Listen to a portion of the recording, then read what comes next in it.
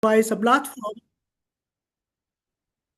Today's session is part of our Fostering Innovation series and focuses on design thinking, a human-centered approach.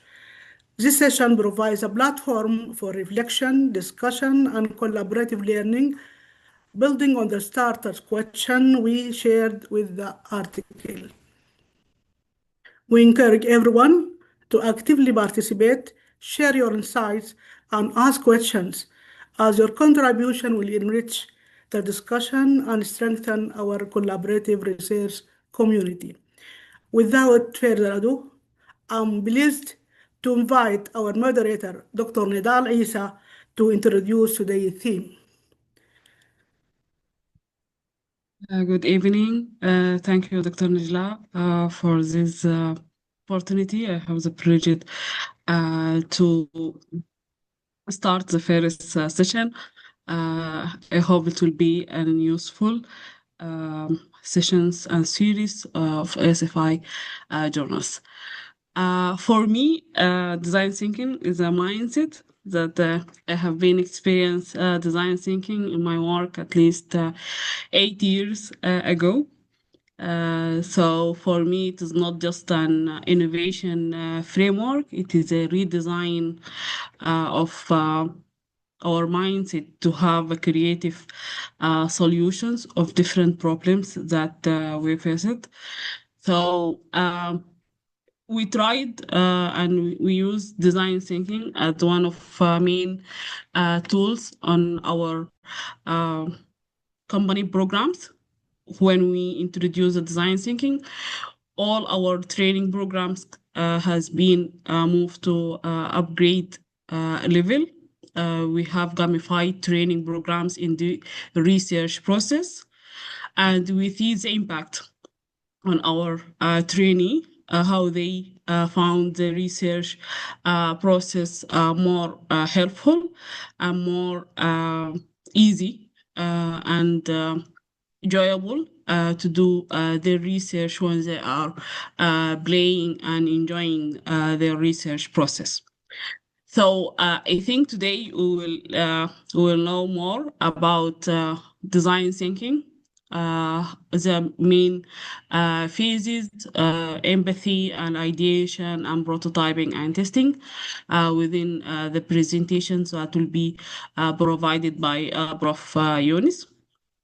And you will know also that it has been introduced, as Dr. Domosani said, that it has been introduced first in the industrial area and then has been used in different other areas, in businesses, in education, and in different, and it shows it is impact in integrating when integrating design thinking in our daily and in our plans that we are planning to do. So I think now we can introduce and welcome Prof. Yunis to start her presentations. And thank you again. Prof. Yunis, you're here. Okay, let me share. Thank you very much. The President, thank you. All the panel members, thank you. The audience for creating time to come here and listen to us. Start our maiden edition of design thinking. My topic is fostering innovation through design thinking. And this is being presented in the very first ASFI Journal Club session. So I welcome everyone, and I thank you for joining this session of the ASFI Journal Club. So today we'll explore design thinking. And as the President just said, and as Nedel concluded, it's a powerful approach that fosters innovation by placing people at the heart of problem solving. You know, I am presenting on design thinking but I learned about it as an approach for the first time when we introduced our journal club. So you get to know what our various programs and projects in ASFI are doing to us. As I was doing research on this, I realized that in my community engagement methodologies, I have been using design thinking without knowing that there is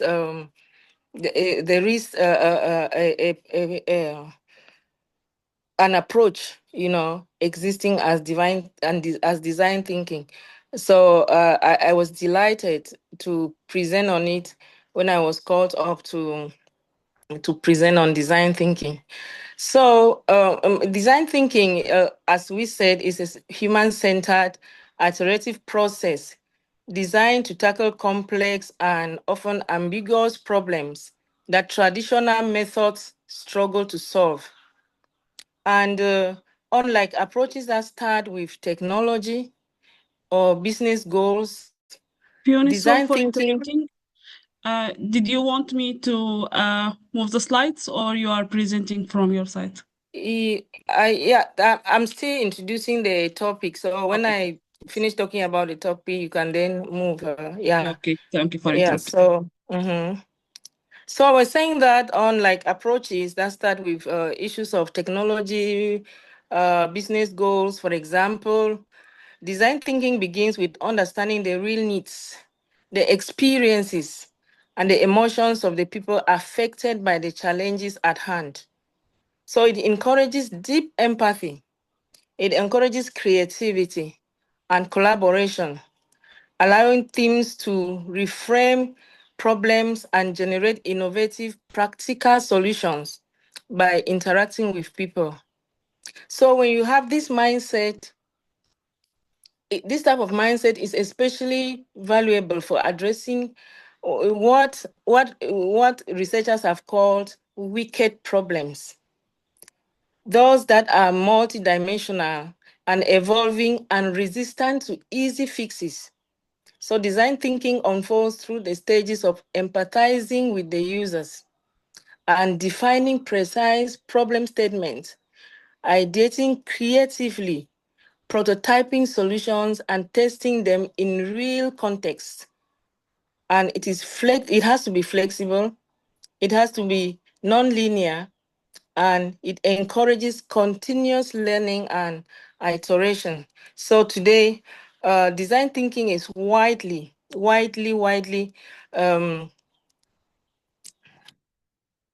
adopted and used across diverse fields such as business innovation, even Google, Apple, because it enhances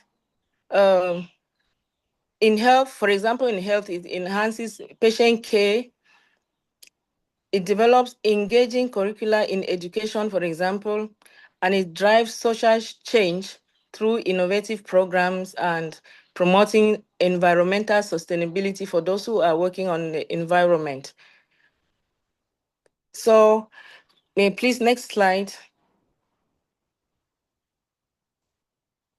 So the structure of my work starts with the what is design thinking that I have just explained, and you have the list there. Why design thinking, the core mindset, and so on and so forth. Yeah, please, you can.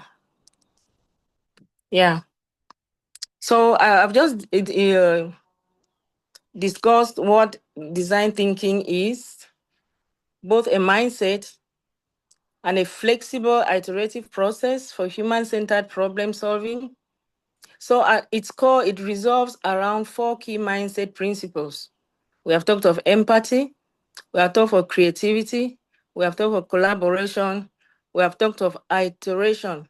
As far as empathy is concerned, you have to deeply understand the feelings, the needs, and experiences of the people you are designing for. And solutions should serve the real human problems.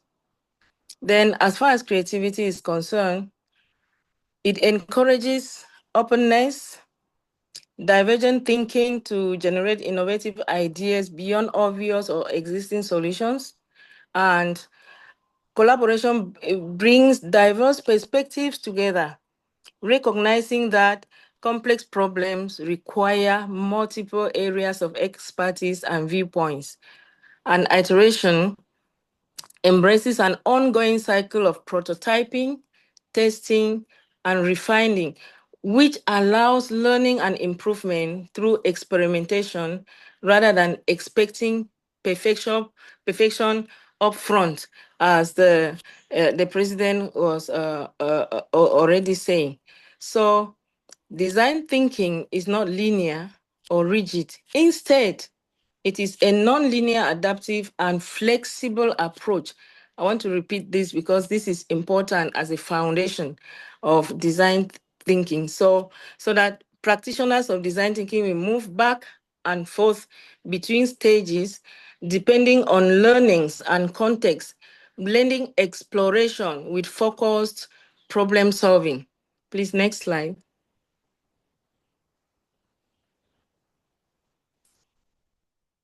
Yeah, so let's look at the process it typically follows. It follows five key stages, each building on insight from the previous one. As we listed the other one, now we have the next, let's look at the next slide, please. You have to empathize, you have to define, you have to ideate and test and then prototype. What do we mean by empathizing?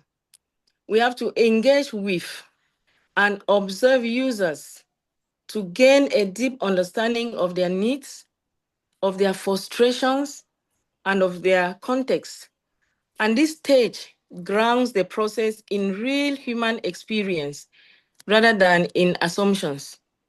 So we move from experience, we don't move from assumptions. Then when you empathize, you define. Defining necessitates that you synthesize observations to articulate clear user-centered problem statements or point of view summaries. And this reframing often uncovers overlooked challenges and focuses efforts on meaningful issues.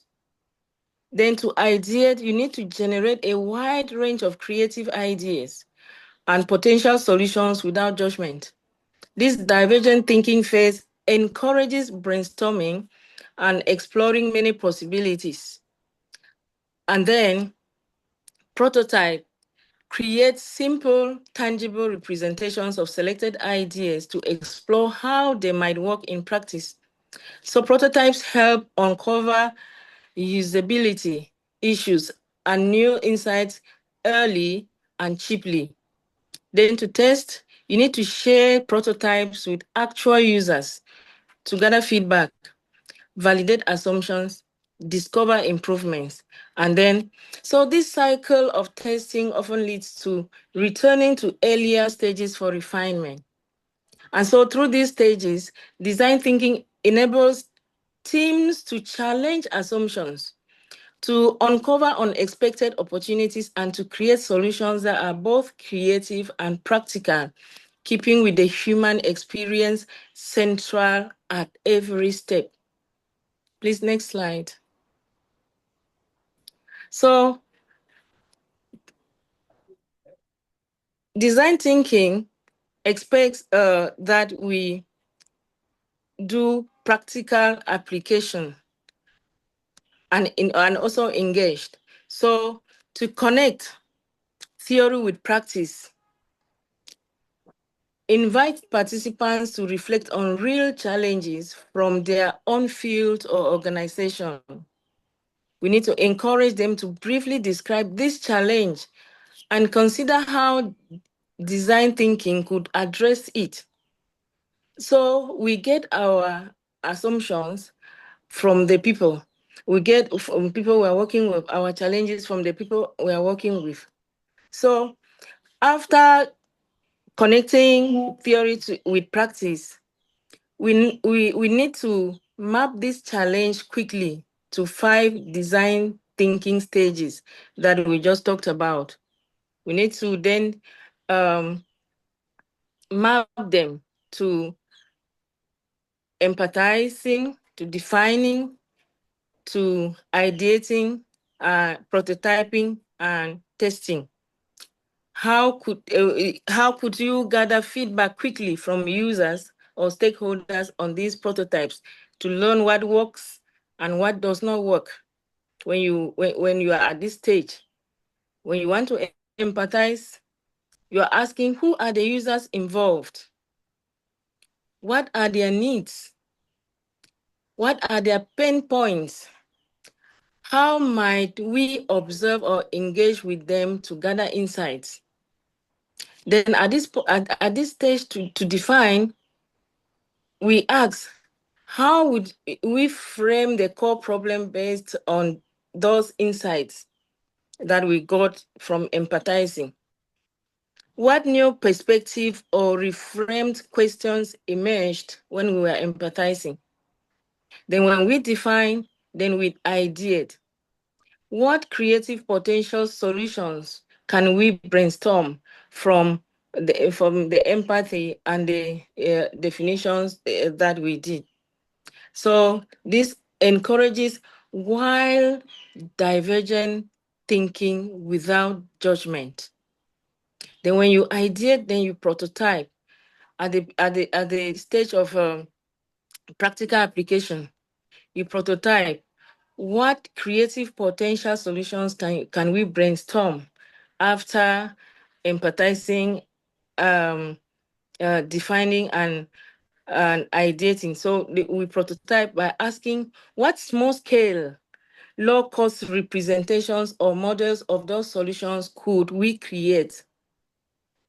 It could be sketches, it could be storyboards, it could be simple mock-ups, and so on and so forth. And then after prototyping, we now test by asking, how could we gather feedback quickly from users or stakeholders on these prototypes to learn what works and what does not work? Then we need to ask participants to identify their problems. So this is very important. This is very important. So as participants in this forum now, as I'm presenting, we need to start thinking practical action we can implement in the coming week as members, or in the coming month as members of the journal club, such as observing users of a particular project that we are going to take up as journal members, such as observing the users during their daily work, sketching a prototype, reaching out to get feedback quickly, and so on and so forth. So for us to do this, we will need to use iterative questions to deepen reflection and discussion with the people that we are working with. And we need to ask ourselves, which of the 5 stages do we find the most challenging in our context and why? And then we need to ask, how might constraints such as limited time, funding, working online, or for us, for example, organizational cultures, for example, how do they require us to adapt or to prioritize certain stages over other stages? And then the next question that we have to ask ourselves as journal members, if we have a project to work on, is how might we collaborate across our departments, across our disciplines, to enhance problem solving and innovative potential? This engagement is going to encourage us, the journal members, and it's also going to encourage participants in our project to immediately connect design thinking with our realities as researchers and with the realities of the people we are engaging. And then the people who are engaging and our journal members will be able to identify tangible first steps that foster empathy, creativity, and experimentation. Next slide.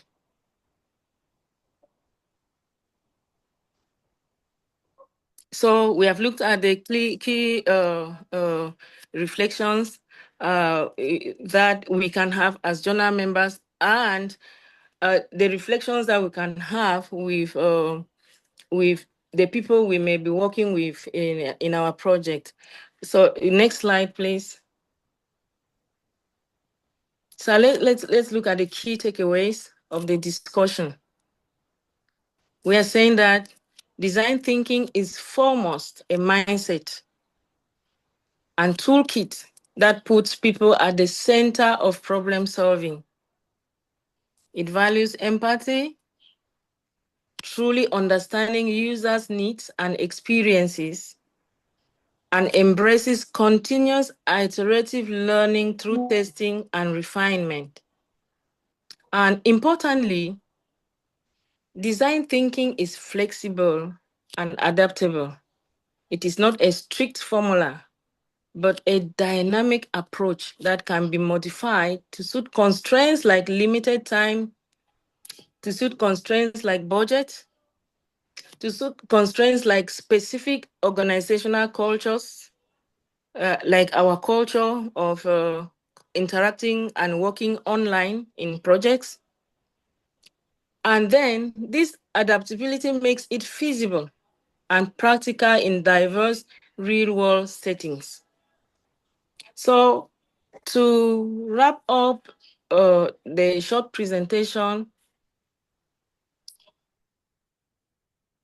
we need to encourage us, as I already said, and also encourage participants of the projects we may be undertaking to reflect on some questions. We need to consider which mindset, empathy, curiosity, or comfort with ambiguity.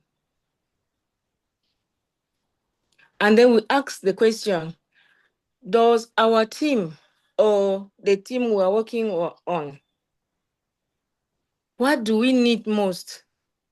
What do we need to develop further? What do we need to overlook? Or we might also reflect on questions like, how might fostering greater collaboration and cross-disciplinary exchange enhance innovation in our own projects? And when we are reflecting on our own projects, we are reflecting on ourselves as journal members, and we are reflecting on the people we are researching in that project. And we know that whatever we'll be discussing in that project will be coming from the people. And when we do this, it encourages thoughtful dialogue between us, the journal members, and between us and the people involved in the project. And this type of relationship reinforces design thinking as a human-centered, creative, and collaborative practice that anyone can begin applying immediately. So these are the thoughts that I wanted to share with you people. And after these thoughts, when we have panel members discuss various issues, I think us as journal club members will leave here with something. If it is not new, at least we have reinforced those thoughts on design thinking, and it is coming at a period where AI is taking over human thoughts, and I think this is very very essential for us at this moment of AI. I thank you very much, and I really thank those who thought of bringing design thinking to us to discuss at this journal club. Thank you very much. Okay, thank you, Prof. Yunus. Thank you for this informative and fruitful presentation and thoughts. And when you are presenting, I remember the first time that uh, people talk about design thinking, which introduced by Edu, one of the most common famous companies Excuse me, there is an about echo. We can't hear you well. There is an echo. yeah, I think Somebody is leaving his microphone open. Please, I think it's Ibtisam Idris. Yeah. no, it is Nabila. Okay. Yeah.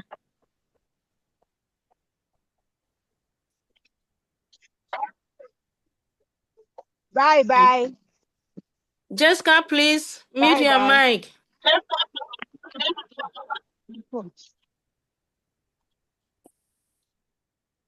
Okay. Thank you. Thank you. So I remember the first time that they Sorry, there's another mentioned. person there. I think should also mute. It's also disturbing the discussion. Okay. I think who is hosting it will be if Prof Pride is us, it can yeah, I can mute all except host. Yeah.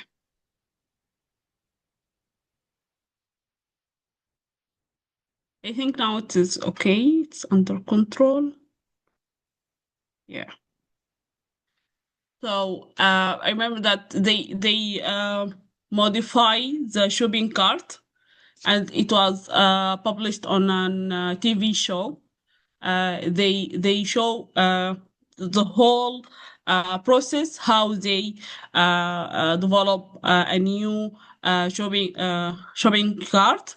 They have a multidisciplinary research team led by one of the founders of design thinking in audio. It's called Tim Born, who lead the program, and what we see now as a shopping cart, they developed by Edu. It is one of the most common companies. And even my authorization, my accreditation from their company. But what I found amazing about design thinking is that a mindset that you can apply even in yourself. You see the development and the self growth that happen when you start dealing with design thinking and different concepts, mindset, even any phase in design thinking has different tools that can, when you apply it, I feel it's like a magic that it's stick in your subconscious and it starts to act when you are dealing with different problems in different levels you face it in during your life. So thank you, Prof. Yunus, for this insightful presentation. Now we will open the discussion. Okay. Prof. Dumathani and Prof. Lemika, you are here. It's Yes, I'm here. okay. Yes, I'm still here. Thanks, Tata. Yes, sir. Okay, so we'll start a basic question about design thinking, how you are familiar with it, and then we will have the discussion. And even if we have questions from the audience, we will start looking to it. I will stop sharing and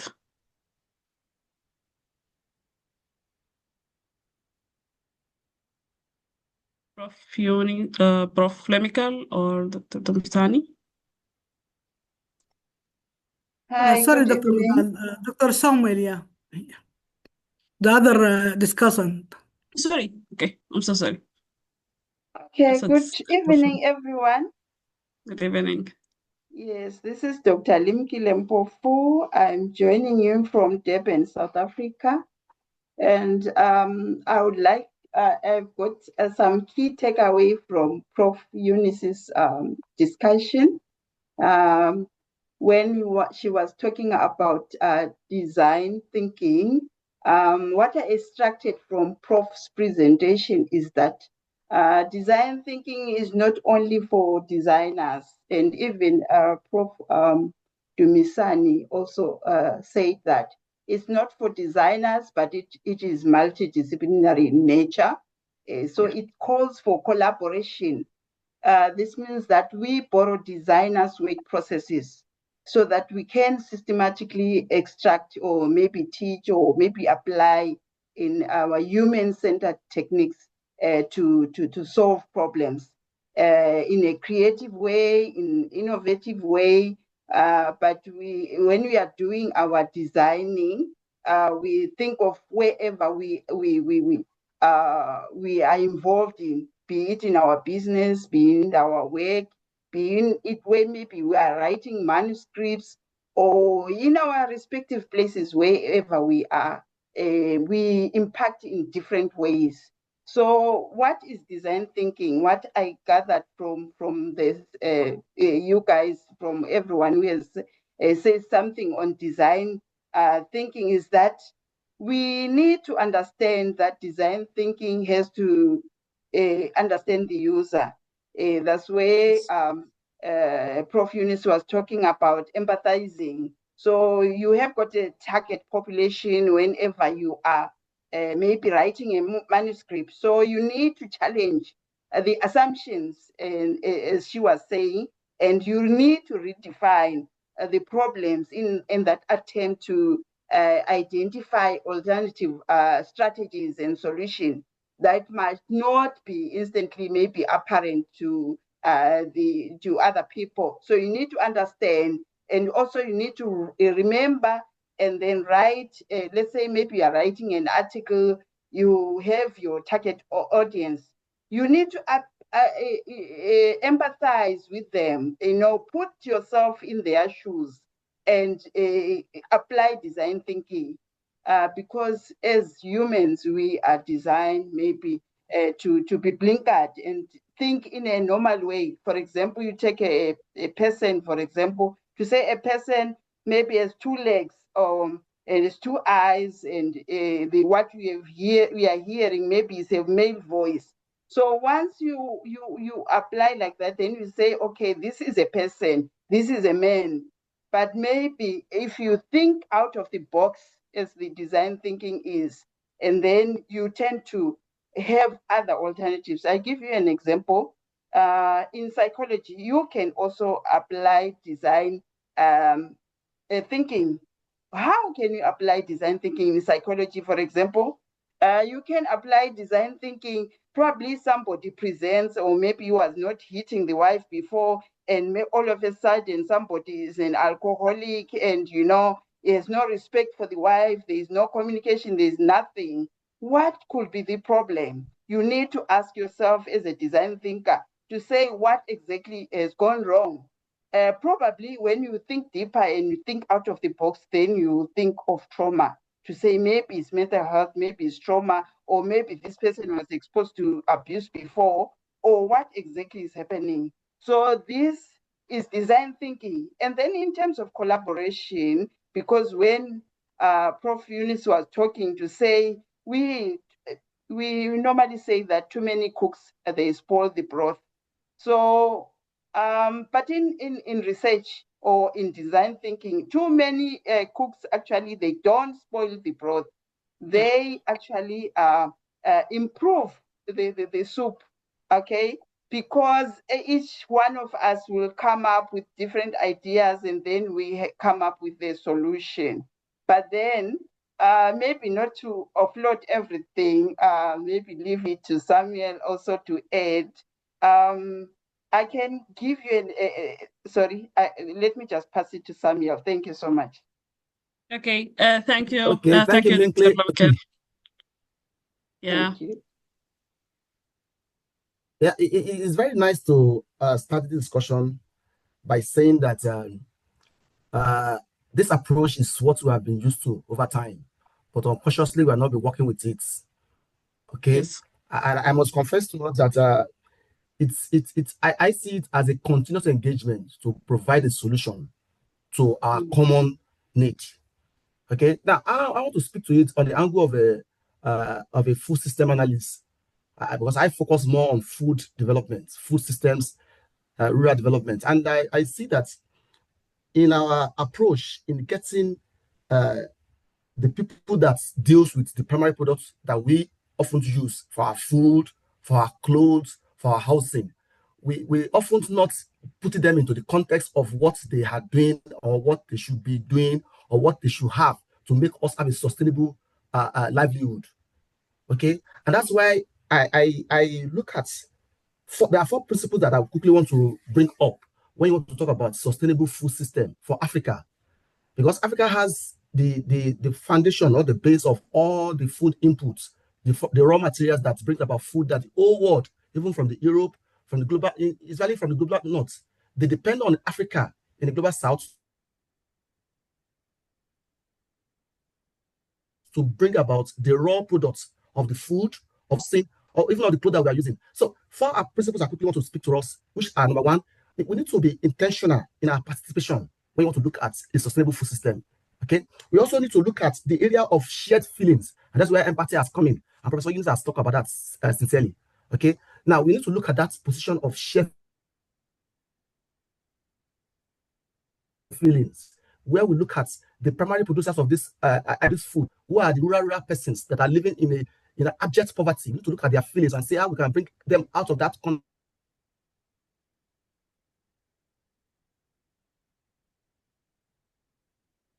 of poverty to see the reality of making money or making the principle of multi-actors collaboration. Food system is a chain that has to start the producer or from the raw material to the market, even to the consumer. And this chains, most times you look at it as a force chain, but of course it has a lot of sub-chains in each of this particular network.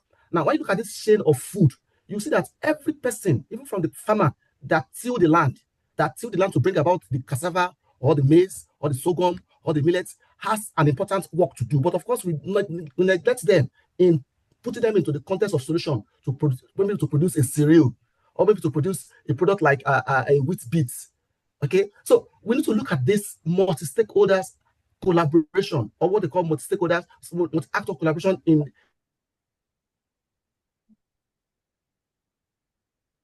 the area of food system, is what I call comparative advantage analysis. I'll tell us that in Africa, each of our regions, I come from the West Africa, and I can tell you in West Africa, from Nigeria to Niger, to Benin Republic, to Ghana, the major food product that we have as a staple food here is cassava. Then I'll ask you the question, have we actually optimized this cassava to provide a very sustainable food system in this region? I live in South Africa here now, and I've gone through some part of South Africa to see what is happening. I can tell you that maize, or what we call the corn, is a very heavy product in this region of Africa, South Africa. But of course, I've really optimized it. So these are the issues I want us to look at. Okay, in using design thinking to bring about solution to food system, we need to look at these 4 principles that I've highlighted. The first one is intentional participation, where we use action research to involve everybody that are needed within the chain from the beginning to the end. Okay, we also have to look at the shared feelings, the empathy aspect of the raw people, the rural people in the scope of the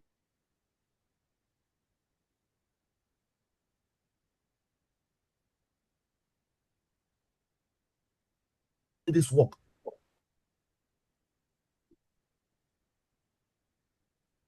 And also, I was also actors and direct actors, insurance companies, the banks.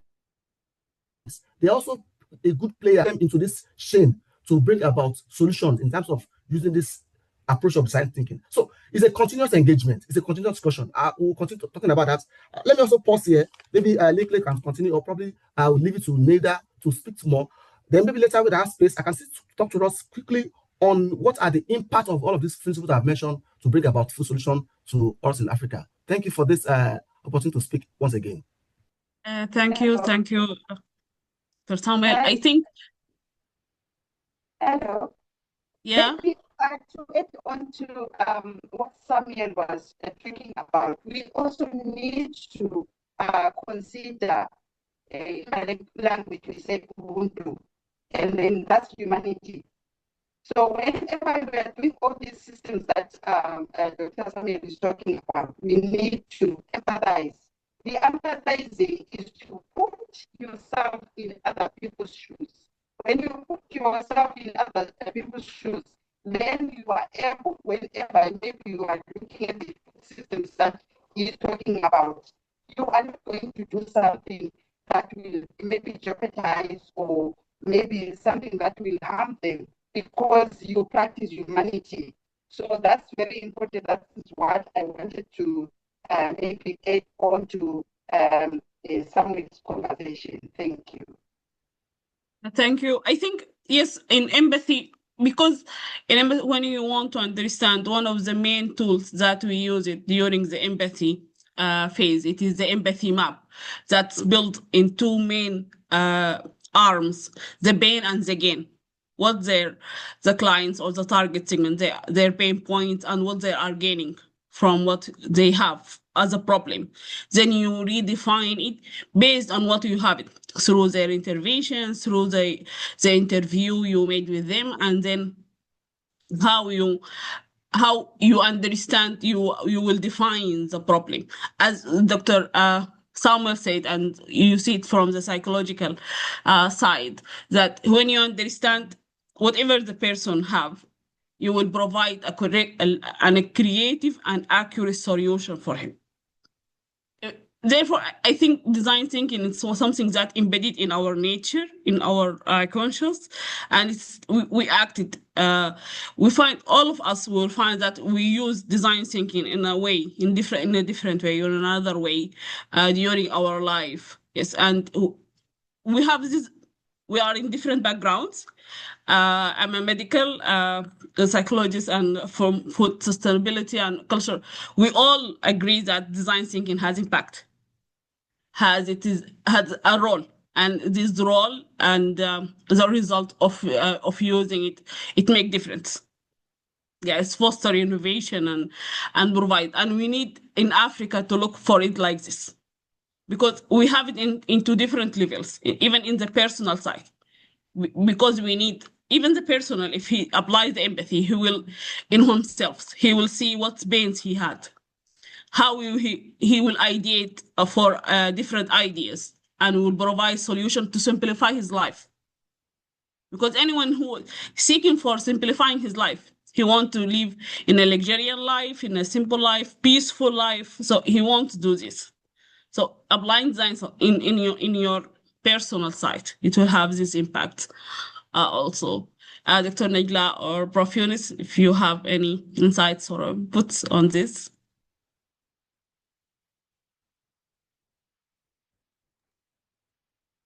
Yeah. Okay. Thank you very much. I really want to go back to the concept of Ubuntu for Africans in relation to design thinking. The concept of Ubuntu has with it the ethics of relationality, relational ethics that come with all the facts that are listed for design thinking, like empathy, creativity, collaboration, iteration, and so on, and so forth.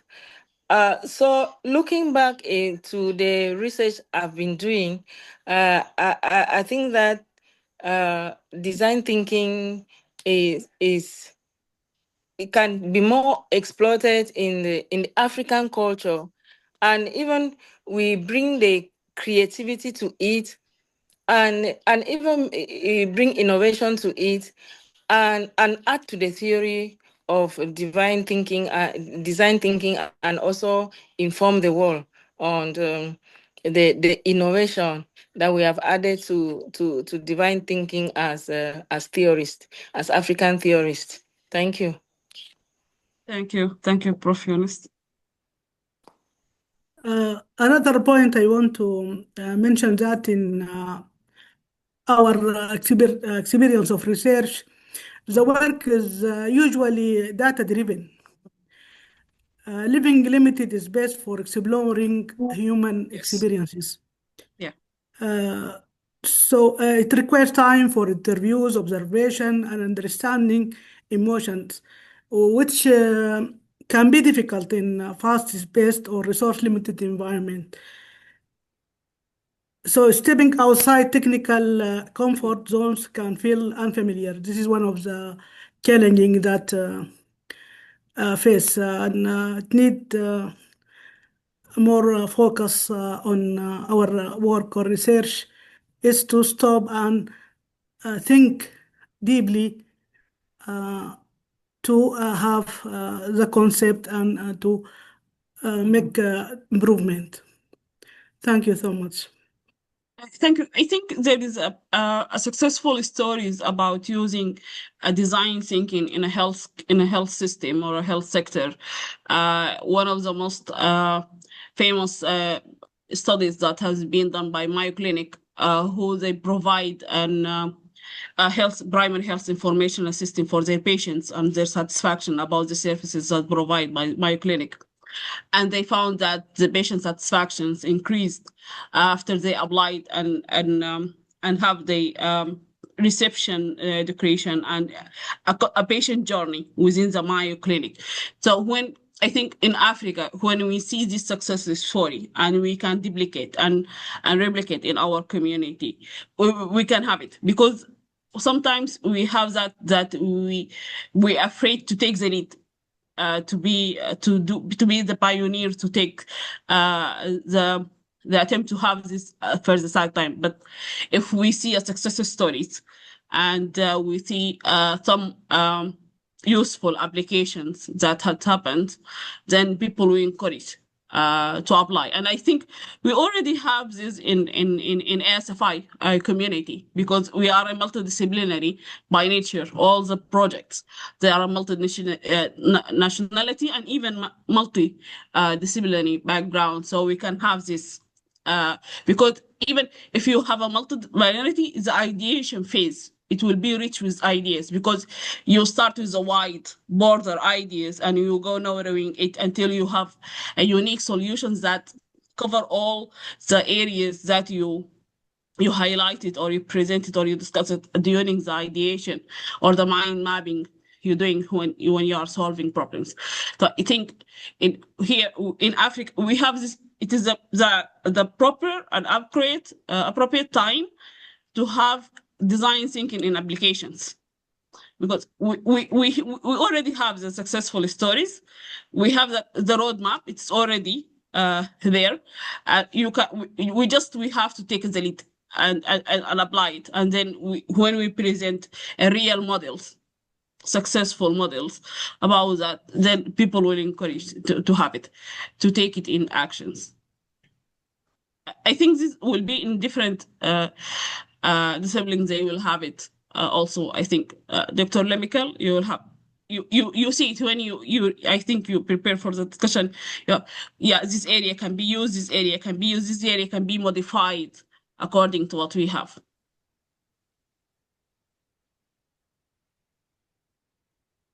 Yes, Dr. Samuel or Dr. Lemical, you have something. Yes, maybe to add on again, Dr. Lizel, is that when you are applying these phases, you do not have to follow any, specific order because they are not like sequential steps that you need to follow. So they can, as the speaker was talking about here, to say they can do it iteratively. Like it's a step-by-step process that you need to follow. So it's just to guide you to say, okay, but you can't, follow the phases to say this is step one. I must, design thinking. It needs you to think out of the box. That is what is important. You think out of the box. In short, we can define design thinking as simply to think out of the box, not to follow step one, I'm going to do the step two. If you do that, it means now we are following the schemas to say, okay, this is a person. It means that this person is a male. Because the male was the person has 2 legs, the person has 2 arms, 2 eyes, and 2 ears. Then it's a person. You have conclusion that it's a person. But each time you think out of the box. What if that person is not a man? Or, but because we had a voice and, you are maybe designed as humans, we think, we don't think out of the box. So we are simply called to think out of the box. And because we also need to apply the principles of control. Thank you. Thank you. Yeah, okay. Yes, Dr. Samuel. Yeah, I just want to also mention that there are some success stories about design thinking in Africa, especially in the food system sector. I can tell you that if you look at the stories of ICRA or the 2 skills from Netherlands, they have actually helped in developing what we call cluster farming in Africa, especially in West Africa, where you see the activities of the small scale farming holders coming together to produce a primary product, and a back-end system is being provided to provide a processing outlet and the marketing outlet that makes the food cut across, even within Africa and out of Africa. In South Africa, I've also recognized a lot of smallholder poultry farmers that are producing broiler chicken to stores where they have a kind of a franchise or a kind of a contract agreement or arrangement. Okay, and all of these things are success stories that have been bet from design thinking. And I must conclude by saying this also, that Africa is a place where we have a lot of food actors that have a lot of challenges, but of course they have designed resilience towards these vulnerabilities. Okay, you can see in Africa a lot of issues comes up in our food system, but of course most actors in food systems, especially the primary producers of food, they have designed or developed resilience over the times, even to combat climate change, even to combat issues of economic distress, or even to combat issues of agronomic practices. Okay, so all of these things are a result of design thinking that actually come from the laboratory. And of course, I must also mention to us that a lot of things are coming up in the concept of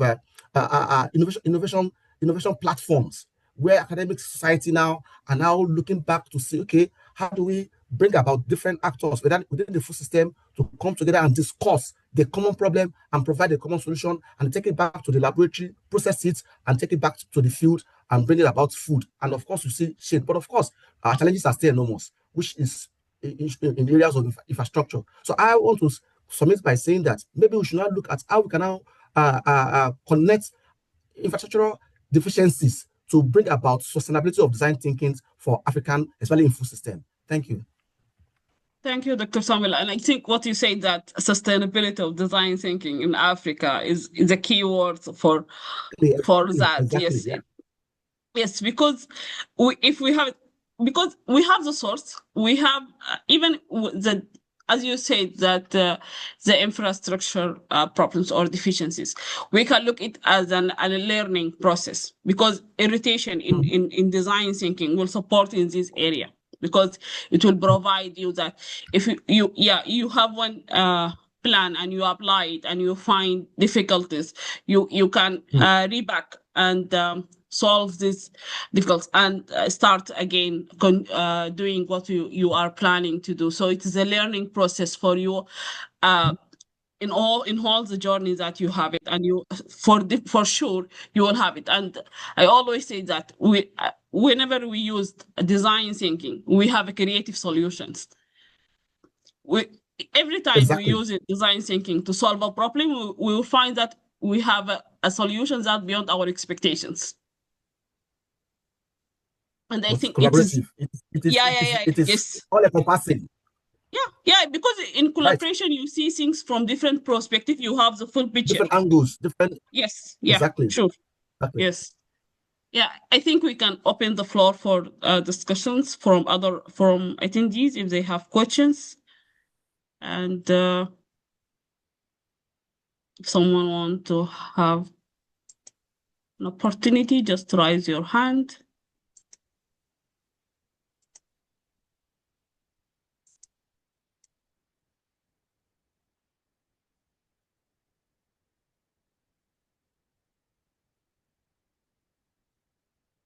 Okay, Dr. Dumusani.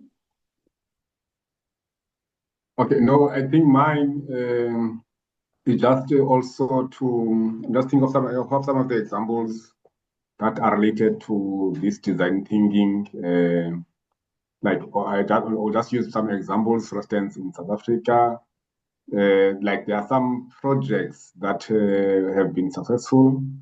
For instance, in the health care sector, where we had what is known as the MAM Connect mobile health platform, Yes. which is a national initiative that sends text-based mobile phone messages free of charge to pregnant women who, in a way, they voluntarily registered any public health facility in South Africa. And also, there are also some examples also when it comes to the issue of even the labor market, like especially like the youth, whereby they are also able to register. For instance, their CVs with the Department of Labor, whereby like they can be connected to various companies. Definitely, now there is a lot of these initiatives that are really helping in terms of ensuring that they are solving the problems, whereby we can link technology with some of the solutions to those problems.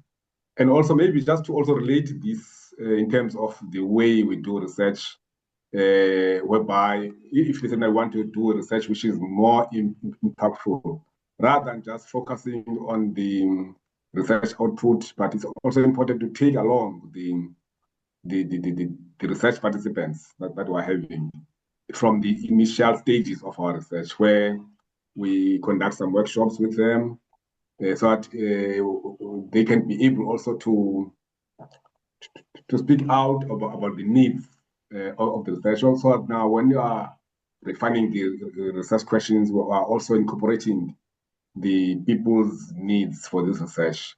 And also, as you are publishing the research, before even we publish, we also come back to them to check about the authenticity of what we have found. So now they can also have the voice in terms of the way the research output will be presented to the entire public. Yeah, I think those are also important, that we also take care of those people now who we want to address their needs. Yeah, thank you very much. Okay, thank you. I think one of the challenges that face design thinking when integrating in health sector is that the ethical side or the ethical issue, because you have to take into consideration all the ethical requirements before you start the research. There is some research that has been done about ethic design to overcome these challenges that face design thinking. But also one of the success stories that I read about in Africa about HIV patients who they apply for them, and learning a training program for the health facilitator to treat and to deal with HIV patients. And it was I think it's conducted in Tanzania, and it was one of the successful design thinking when integrated different disciplines in one. So we have Maron.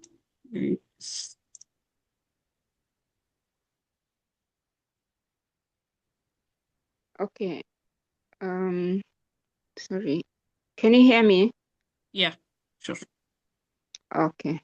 So yeah, thank you everyone, and Professor Eunice for bringing this topic up and explaining it. I think it's very, very helpful to all of us, because one of my concerns has been that we do so much research, then so much recommendations are made for further research, and then the study just lies there on the shelf. Yeah. But I think with having a design thinking mindset, even as we do research, we can be able to create solutions to the problems that we are finding as we do research. So I think this is very, very important, and yeah, we should go for it. There are already so many problems in Africa. Can we start design thinking solutions for them? Thank you. Totally agree with you. And from my experience, what we applied when we applied design thinking in our company, we have that all the research processes that or the research groups that we are conducting, they are transforming to a business product. So we have administration group. We are working in gamified awareness program about administration in a conflict area. Comfort zone. We have a herbal group, but they are developing a database set for all the herbal medicines that used during the war to be as an extracts to be exported outside Sudan. So yeah, yes, I totally agree that when we integrate design thinking, we have a creative and also in a sustainable way that we link it with business and to increase the finance and the economical status of the African countries. Yes, definitely we will find creative solutions when we apply it in different areas in Africa. Thank you, Maran. Okay. Thank you. Thank you. Okay. Anyone had a comment or insights? Dr. Lamikal or Dr. Samuel, if you have something to add. I think we are fine. We have actually make all comments on this discussion, except want to have I think I see Professor Herman and Professor Bright in the call. Maybe they have one or two things to say before we close the session.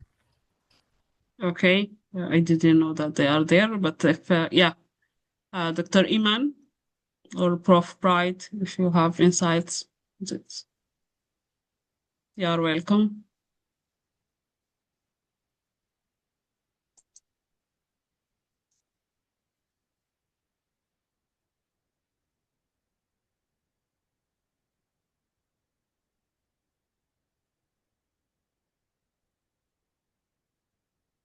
Okay, meanwhile,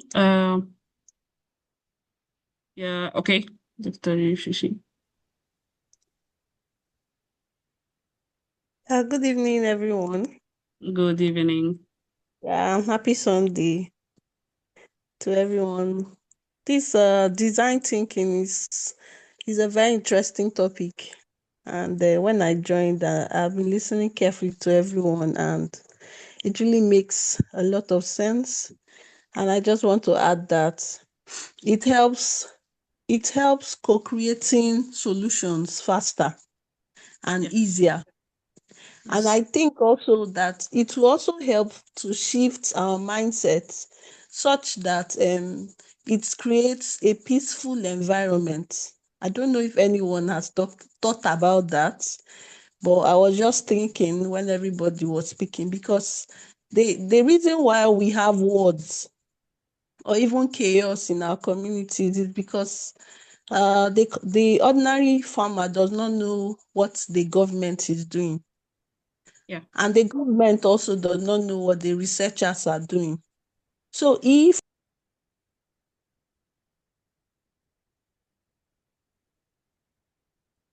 I think she has connection problem. She leave the call.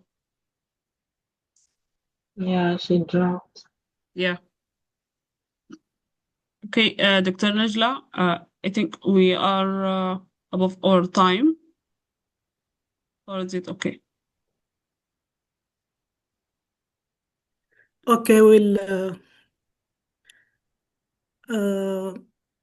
I want to thank you very much, everyone, for such an engaging and insightful discussion. We have had a truly interesting session exploring design thinking, a human-centered approach, guided by our distinguished panel. Our presenter, Prof. Yunis, highlighted how design thinking bridges creativity with problem solving in research and innovation. Our discussion, Dr. Limkley and Dr. Samuel, deepened the discussion with thoughtful reflection and real world perspective. And our moderator, Dr. Nidal Isa, successfully steered the conversation and encouraged valuable input from the audience and also enriched the discussion. Thank you all. Without you, it cannot be happen. Thank you all our ASFI community for this support and this shared learning and this collaboration. You feel that you are in home. I appreciate all the effort done, and I hope that we will continue progressing and making improvement and doing better for our community and for Africa. The key takeaways from this insightful discussion: design thinking emphasizes empathy, experimentation, and iteration, principles that can transform how we approach scientific and health challenges. It encourages cross-disciplinary collaboration, connected researchers, clinicians, and policymakers around user-centered solutions. Applying this mindset in our research community can lead to more impactful, innovative, and sustainable outcomes. I would like to thank everyone who contributed their insights, questions, and reflections today. Your participation makes the Journal Club a vibrant place for shared learning and scientific growth. We look forward to seeing you in session 2 as we continue our Fostering Innovation series. Until then, stay inspired and stay connected. Thank you all. If you want to add anything, our panel and our audience, you're Okay, welcome. thank you, Dr. Najla, and thank you for this opportunity. I think just I have this idea, even who is this Dr. Demistani is also here, that what if we have a design thinking application on all our ASFI programs that we have it. It can be, it will make a difference for sure if we apply design thinking on ASFI. Even we will have my thought that it will be in we'll see ASFI in a different way, and even we will have a different product that can be produced when we apply design thinking in different projects that ASFI had been leading from the previous years. It's the time that I think it can be a turning point when we apply design thinking on ASFI community and also in plans and programs. So thanks for me and having me here and moderating this session. Prof. Yunis, the class for you if you have any comments, and then we will go with Dr. Limical and Dr. Samuel. Okay, thank you very much, the moderator and Dr. Good Miguel. night. Okay, thank you very much for the session. I think the proposal that you are giving is very wonderful. And as I was presenting and saying, we can start experimenting from the journal club, and then, yeah, we move gradually to other projects. Thank you very much. Thank you, Prof. Thank you, Prof. Flamical. Thank you. Thank you.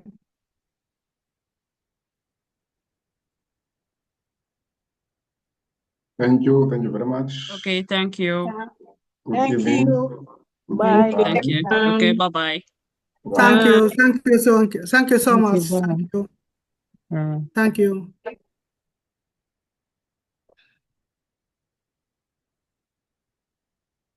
Thank you for the wonderful session. Thank you so much. Have a good night. Bye.